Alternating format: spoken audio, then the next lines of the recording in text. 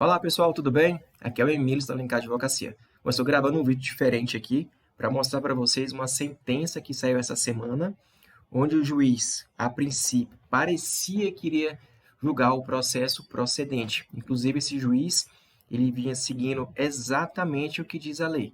Ele instaurou o processo, ele designou audiência de conciliação para que a parte autora apresentasse o plano de pagamento na audiência de conciliação. Não houve acordo na audiência, inclusive na audiência de conciliação.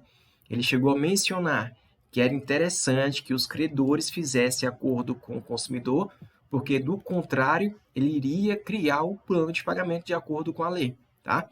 Mas, mesmo assim, nenhum dos credores tiveram interesse em fazer acordo com o consumidor, e daí, em seguida, ele já instaurou o processo por superendividamento, citou os bancos para apresentar as suas razões pelos quais não concordam com a negociação da dívida ou com o plano apresentado e, por fim, proferiu essa sentença. De início aqui, ele rechaça a alegação do BRB que a Lei 14.181 seria uma lei inconstitucional, traz aqui seus fundamentos, tá? Que não vou me ater eles, mas vocês conseguem ler. Eu não estou colocando a sentença aqui na íntegra, então fiz os prints da sentença e colacionei, até para identificar quem é o magistrado, tá bom? Então, por isso que vai aparecer recortes aqui da sentença, tá? Mas eu acho o interessante desse juiz é que ele fala de uma forma bem simples para que qualquer pessoa entenda. Olha só o que ele disse aqui em relação à não inconstitucionalidade da Lei 14.181. Inclusive, ele culpa os bancos por deixar o consumidor superendividado. Então, até então, parecia que estava de acordo. Parecia que seria a primeira sentença de acordo com a lei, tá? Com a criação do plano de pagamento. O que ele diz é o seguinte, que os bancos, sobretudo na grande farra que virou os empréstimos consignados, também têm sua parcela de responsabilidade. Facilitam o crédito, não indagando se o cidadão vai ou ter condições de pagar, e assim vai formando o exército de superendividados, sobretudo no serviço público de pensionistas do INSS. O camarada já explodiu o limite da consignação, mas vai lá e fala, agora desconta na minha conta corrente. Ele está falando como se fosse o consumidor.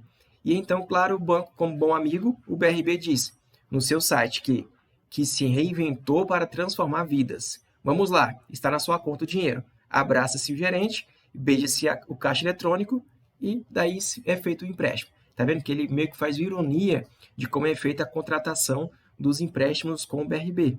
Ele diz o seguinte, olha, o banco empresta dinheiro ao consumidor de forma desenfreada, sem se preocupar com a sua capacidade financeira. Primeiro faz empréstimos consignados na folha de pagamento.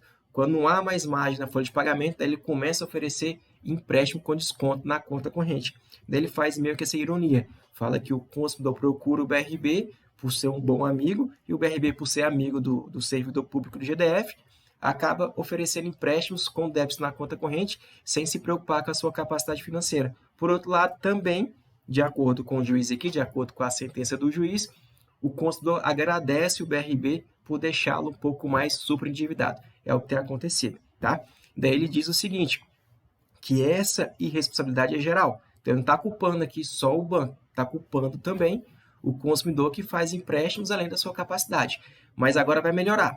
O CDC instituiu como direito básico do consumidor a garantia de prática de crédito responsável e da educação financeira. Então, a ideia vai ser, a partir da Lei 14.181, que até agora não mudou nada, tá? Se você procurar o banco hoje, ele vai continuar te fazendo empréstimo, sem se preocupar com a sua capacidade financeira, mas já no CDC, já nessa nova lei, 14.181, tem essa garantia de prática de crédito responsável. Ou seja, o banco só pode ofertar empréstimo ao consumidor se de fato ele comprovar que tem capacidade de pagamento. Se não comprovar, o banco vai ser penalizado por isso lá na frente, que é através desses processos, com a criação do plano de pagamento, seja compulsório ou amigável, ou através de outras sanções que estão previstas lá no artigo 54D para parágrafo único, tá bom? E ele diz mais, acrescente-se de um lado, a União autorizou o aumento do limite do consignado, parece-me que o limite foi de 40 para 45, ou algo assim. Ou seja, o próprio poder público autoriza o superendividamento do consumidor, pois quem tem quase a metade do seu salário amarrado com a instituição financeira está fazendo o quê? Se não se superendividando. Então, está fazendo uma crítica aqui ao próprio poder público, que volta e meia fica aumentando a margem do consignado, tá? Era 30%, ano passado aumentou mais 5%, e parece que, de fato, esse ano estão querendo aumentar aí para 40% ou 45%, como disse o juiz, tá bom? E ele diz que uma renda comprometida 40% ou 45% é quase a metade do seu salário. Então, o próprio poder público está estimulando o consumidor a ficar mais superendividado. Sobretudo quando, doutrinariamente, os mais acatados estabelecem que o endividamento só pode ser de 30%. É aquilo que eu estou falando para vocês, tá? Há anos, há pelo menos uns 15 anos aí, tem decisões no STJ, no STF, entendendo que os empréstimos não podem superar 30% da remuneração líquida do consumidor, tá? E foi o que ele disse aqui. O endividamento só pode ser de 30%, ou seja, a pessoa tem que dispor de 70% da sua renda. No entanto, como tais medidas, como será possível sustentar tal limite, tá? Então, o que ele diz? Você vê que ele mesmo entende que, a princípio, os empréstimos deveriam ser readequados a 30%, porém, o próprio poder público fica aumentando a margem para 40% ou 45%, tá? No entanto, parece-me que aí aqui é quando ele começa perfeito a sentença, dando a entender que ele vai julgar favorável, que ele vai criar o plano de pagamento, até porque, como eu disse, ele vinha seguindo exatamente os termos da lei. Designou audiência de conciliação, em seguida não houve acordo e mandou instaurar o processo de repactação das dívidas de acordo com o artigo 104b. Estava perfeito, parecia que era tudo certo. No entanto, ele disse, que é a parte final, parece-me que falta de definição sobre o que há de se entender por mínimo existencial. Não me permite ainda a adoção de tal medida. Ele cita o artigo 54A, que fala sobre o conceito de superendividamento, fala também sobre o mínimo existencial, que depende de regulamentação. Aí ele diz o seguinte, nos termos da regulamentação, o que é regulamentar uma lei? Quem pode fazê-lo? De acordo com ele, cita a Constituição, está correto. A regulamentação de uma lei é de competência, no caso do presidente da República, a quem tem competência para sancionar, promulgar e fazer publicar as leis. De fato, está correto, está escrito na Constituição. Ao que consta, ainda não foi editado o regulamento do mínimo existencial. E, de fato, eu creio que nem será.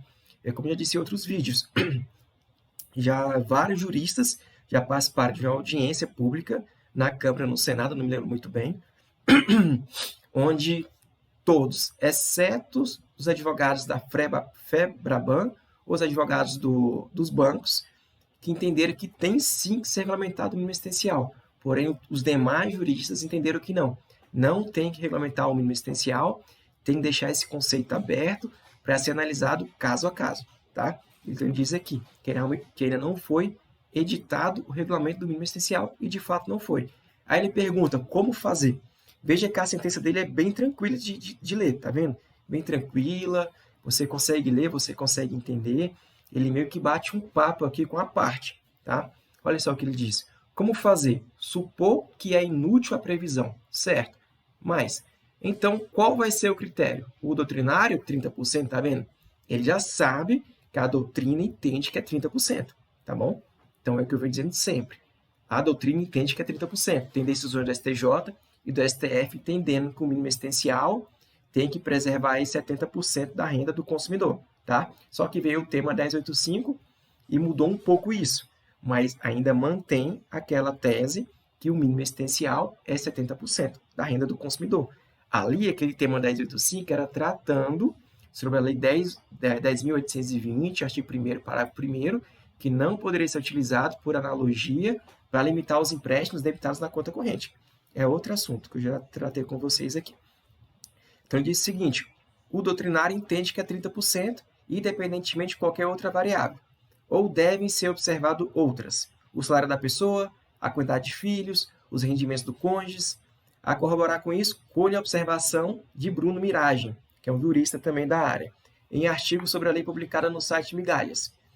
E aqui é muito interessante, ele cita esse artigo do Bruno Miragem, só a parte aqui que ele fala sobre a necessidade de ser regulamentado o mínimo existencial, Porém, nesse mesmo artigo que eu parei aqui para ler, vou mostrar para vocês, ele diz outra coisa, que mesmo que não tenha...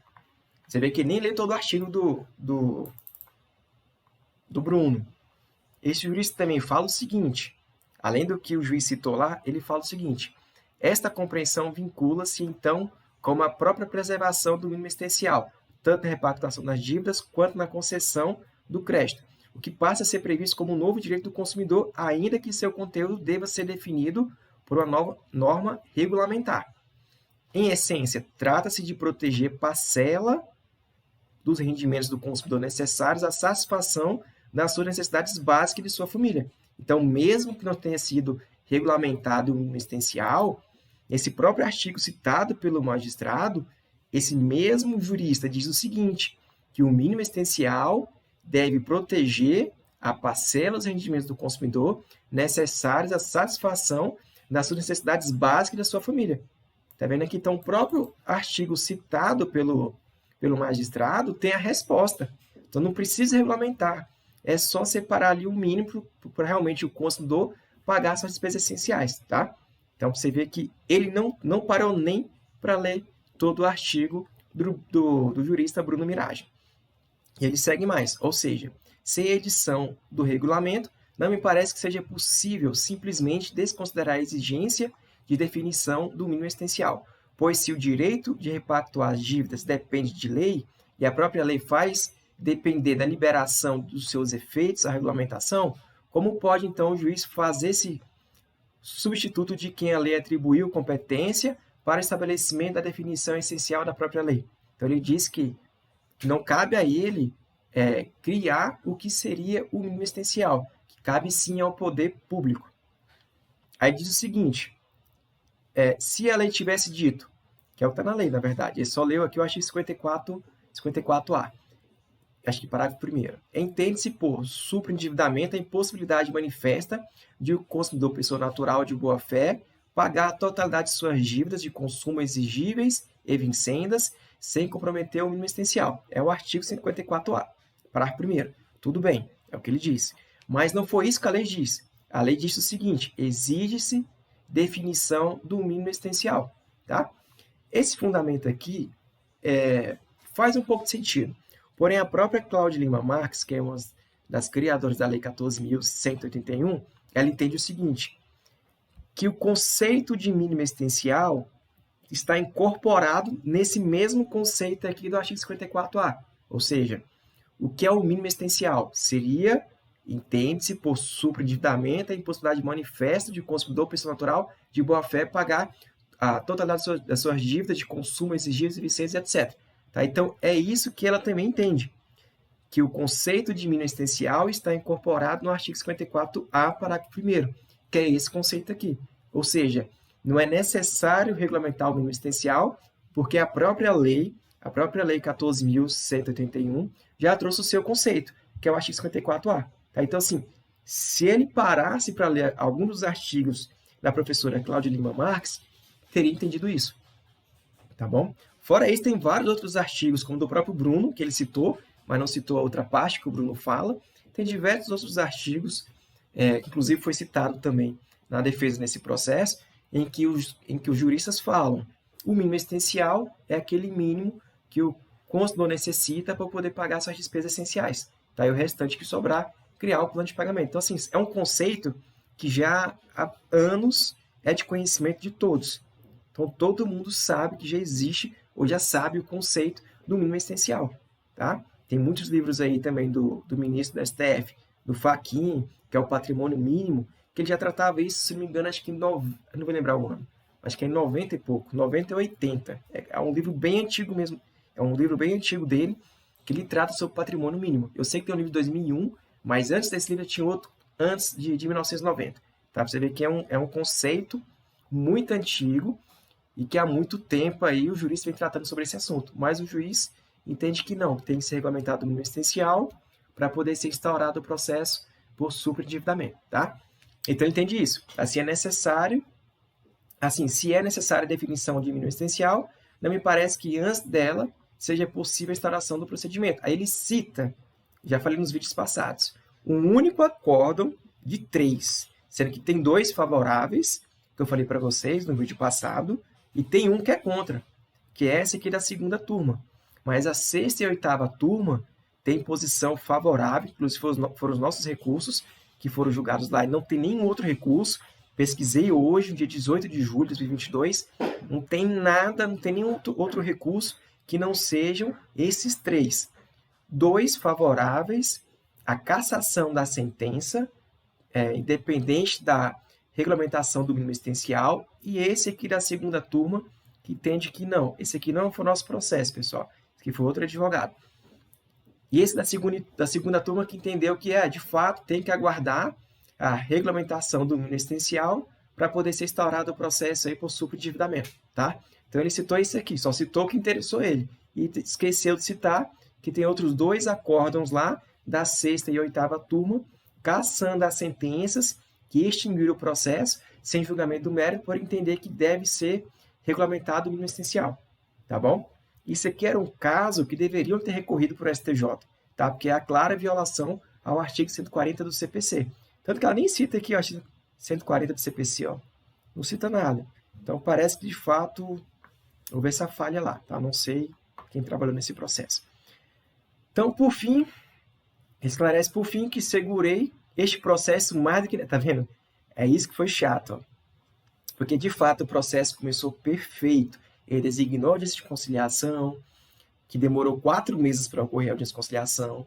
Depois da audiência de conciliação, ele instaurou o processo de repactuação das dívidas, de acordo com o artigo 104b, e quando ele esperava que ele realmente fosse criar o plano de pagamento e vencer a sentença.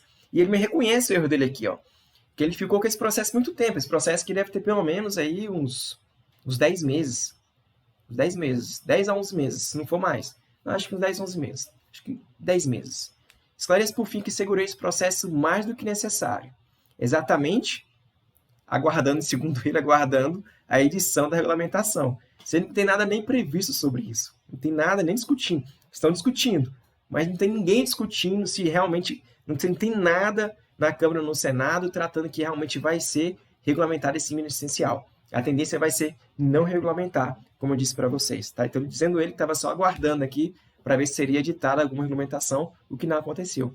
Daí ele julga extinto o processo, sem exame do mérito, de acordo com o artigo 485, inciso 6, de acordo com o CPC. Tá? Inciso 6 é a falta de interesse processual. Ele entende que não há interesse processual porque não foi regulamentado o mínimo existencial. E daqui ele extingue o processo. Tá? Então foi o juiz que julgou. Não vou citar a vara, para o pessoal não ficar... Porque esse juiz, você vê, esse juiz, como ele mesmo disse aí, tem vários processos lá. Ele vinha seguindo a lei perfeitamente. E hoje, do nada, ele resolveu extinguir o processo sem julgamento do mérito, tá? Aplicando esse entendimento aí que deve aguardar a regulamentação no mínimo essencial. Então, era o juiz que estava seguindo tudo. Então, não adianta eu citar aqui o juiz ou citar a vara, que pode ser que amanhã ou depois ele mude de novo de posição, tá? Que juiz é assim. Hoje julga de um jeito, amanhã julga de outro jeito, tá bom? Então, isso pode acontecer. Tem um negócio de ficar citando o nome de juiz também, não, porque é muito complicado, tá bom? Vai que esse vídeo viraliza e ele toma conhecimento, etc. Apesar que é um processo público, não tem problema nenhum, tá? Então, eu posso citar, estou só fazendo aqui a leitura de uma sentença, impugnando aqui de forma jurídica o que ele está alegando, tá bom? Então, em resumo, é isso. O juiz extinguiu o processo. Você vê que é uma sentença bem tranquila, dá para entender. Vocês podem ler com mais calma, pode ir passando a sentença no decorrer do vídeo. Vai ver com a sentença que ele bate um papo mesmo com o consumidor, com a parte autora. Culpa também os bancos por oferecer empréstimos, além da capacidade financeira do consumidor. Culpa também o consumidor por primeiro fazer empréstimos no contra-cheque e depois está com a margem comprometida, vai lá e faz empréstimo na conta corrente. Trata-se de uma forma irônica, como se fosse realmente o banco amigo do consumidor, superendividado, porque aparentemente é essa a sensação que dá, já que o cliente procura o banco, de uma forma amigável, empresta dinheiro para o consumidor, sem se preocupar com a sua capacidade financeira. Por outro lado, também ele culpa o poder público por volta e meia ficar aumentando a margem do consignado, que agora tem 40% a 45%, de uma forma que está ajudando o consumidor, o servidor público, a ficar mais superendividado. E isso é verdade, tá? E tem gente que acha justo o aumento de margem. Só que eles não entendem que quanto mais aumenta a margem deles, mais endividados eles estão ficando. Nisso aqui eu também entendo da mesma forma que o magistrado, tá? Se aumentou a margem, você está ficando mais sobreendividado. Não é questão de direito. Como eu já vi gente falando, mas é meu direito pegar empréstimo porque eu ainda tenho mais 5%. Falei, sim, tem, mas está ficando mais endividado, você não está resolvendo nada da sua situação, tá? E como esse ano parece que realmente estão querendo aumentar a margem para 40%, 45%, vai deixar mais uma vez o servidor mais endividado com os bancos. Daqui a pouco está 70%, tá bom? Como tem lei que autoriza aí a verbação na folha de pagamento em 70%, tá? E começou assim, com 30%, aí fizeram regulamento interno lá dentro, só não vou citar o órgão aqui, foram fazendo regulamentações internas dentro do próprio órgão até permitir 70%. E daqui a pouco tem empréstimos consignados no contra-cheque que compromete 70% da renda do consumidor, do servidor público. Tá? E começou assim, baixinho, com 30%, até chegar nos 70%. Tá bom, pessoal? Então é isso. Trouxe para vocês mais uma sentença. Esse é o 4º juiz em Brasília no DF, o DF inteiro, até agora que eu tomei conhecimento, que vem extinguindo os processos sem julgamento do mérito, enquanto não for regulamentado o mínimo essencial, para você ver. Por isso que eu falo para vocês, é a minoria que vem entendendo assim. Só em Brasília são 44 magistrados, tá? E aqui, só Brasília são 44. E até agora são 4 magistrados em todo o DF que tem julgado dessa forma, extinguindo o processo, tá? Estou falando só de Brasília. Tem Samambaia, tem Gama, Santa Maria, que também tem mais juízes. Então, são vários magistrados, deve ter mais de, 100 magistrados no DF e apenas 4 até agora que realmente vem extinguindo o processo sem julgamento do mérito, enquanto não for regulamentado o mínimo essencial. E repito mais uma vez, até agora não vi nenhuma sentença com a criação do plano de pagamento, tá bom? Nada. Nenhum juiz criou o plano de pagamento. O primeiro que eu achei que fosse criar seria esse aqui, mas infelizmente ele mudou a posição dele aí essa semana, resolveu extinguir o processo sem julgamento do mérito, tá bom? Quis deixar para vocês aí mais essa informação, mas infelizmente mais uma sentença contrária à lei, mais um processo extinguindo o processo, mais uma sentença extinguindo o processo sem julgamento do mérito, enquanto não for regulamentado o mínimo existencial. É um processo que tem que recorrer sim para a segunda instância, para buscar aí a nulidade dessa sentença. Tá bom, pessoal? E é isso. Qualquer dúvida que tiver sobre o assunto, deixe aqui nos comentários, nosso canal no YouTube. Curte também esse vídeo, que ajuda bastante, e faça a inscrição no nosso canal, tá bom? Muito obrigado a todos e tchau, tchau.